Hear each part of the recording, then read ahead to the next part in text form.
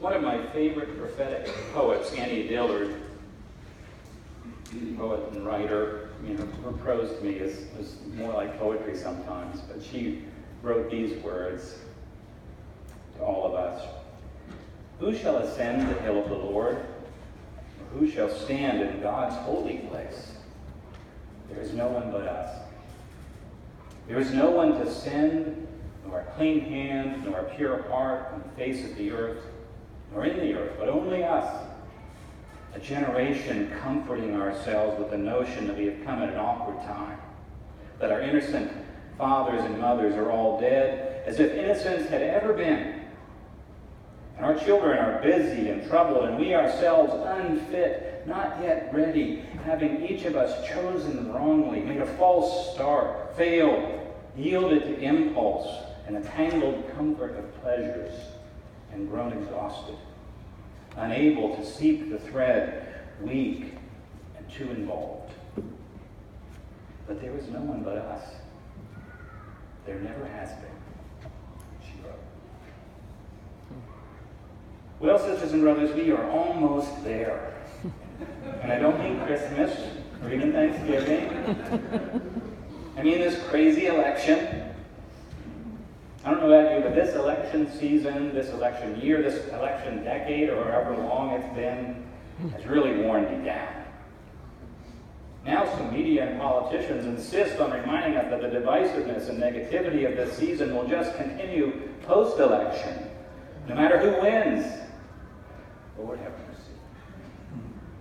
This must be somewhat how the prophet Haggai's audience felt. Well, no, they felt much worse because they were actually dealing with reality and not some media-fueled reality TV version of an election. Imagine their situation. You have been living in exile in Babylon all of your life. For 60 years, your family and most of your people have been living in exile. Finally, Cyrus, the king of Persia, decrees that you can go home. You've been hearing about the beauty of this place, your homeland in Jerusalem forever. Now, at last, you will see it with your own eyes and make a fresh start. But when you get there, when you get to the finish line, you find Jerusalem in ruins. No temple, no established economic or social structures, lots of poverty, and no easy way to make a living. Talk about demoralizing.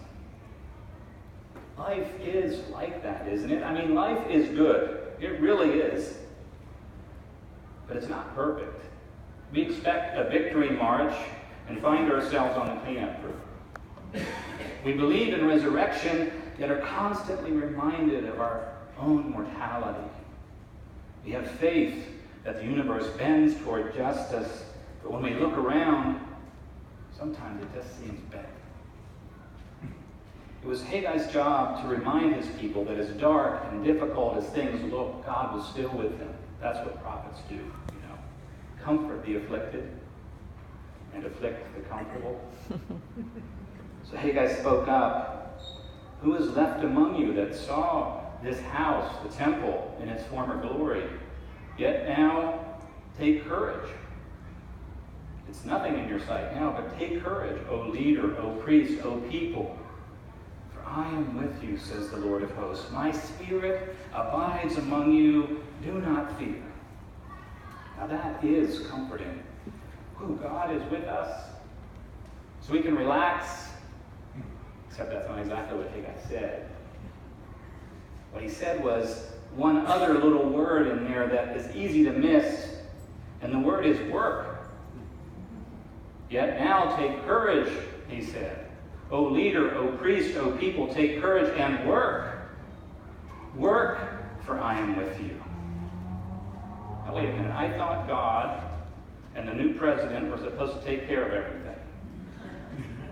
Fix the economy, heal our divided society, bring world peace, and improve my love life. The whole thing. I'm sitting here in the rubble of my dreams, while I'm glad God is with me, I could use a little help down here.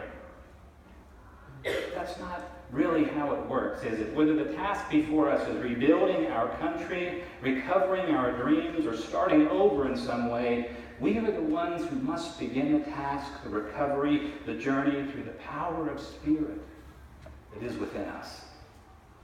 The thing is, that power within us, the power that God gives to us, is usually the power to endure. The power to rise up when you have been bowed down. The strength to take the first step on a journey whose end is not in sight. The power to hope when despair is in the air. The strength to love kindness in a world that has grown hard-hearted. The power to trust in the goodness of life. The power to trust in the bending of the universe toward justice when everything and everyone seem to be telling you it just ain't so. Some people say that such faith is not real, it's a crutch.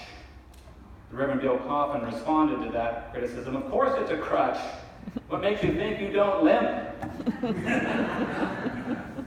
What makes you think we're not all wounded? We are all limping in some way or another. None of us can stand alone.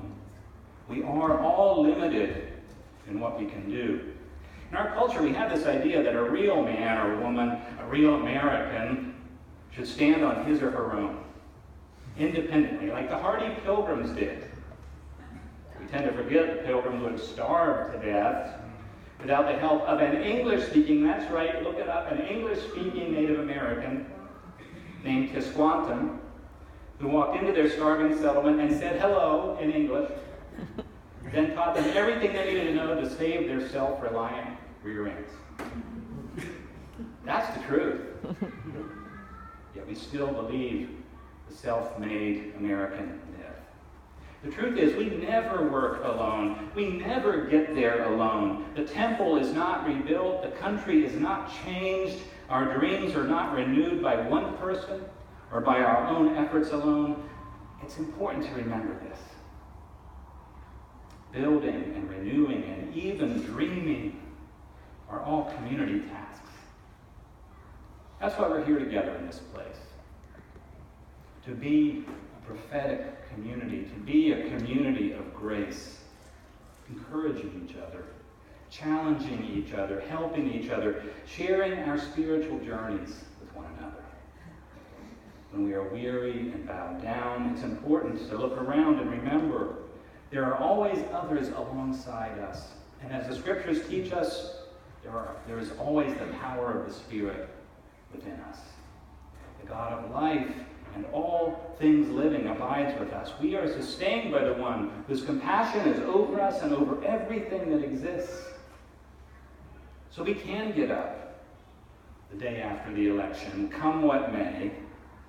We can get up to go to work on our lives and our life together as a church, a community, a country. We can rebuild the temple like Haggai's people did so long ago. We can give birth again to the dream, like Maya Angelou said. We can rise up after wrestling with God all night like Jacob. Even though we may be wounded and hurting, we can rise up together and take those first limping steps toward morning. Because faith gives us the ability to see that glimmer of light on the horizon, even when everything around us is dark. Hope is a state of mind independent of the state of the world, Reverend William Sloane Coffin said. If your heart's full of hope, you can be persistent even when you can't be optimistic. You can keep the faith despite the evidence, knowing that only in so doing, only by keeping faith and acting on faith, is there any chance of changing the evidence. So while I'm not very optimistic, he said, I'm always very hopeful. May it be true for all of us. In the days ahead, may we find the courage and faith to move forward together, to reshape our lives and our world.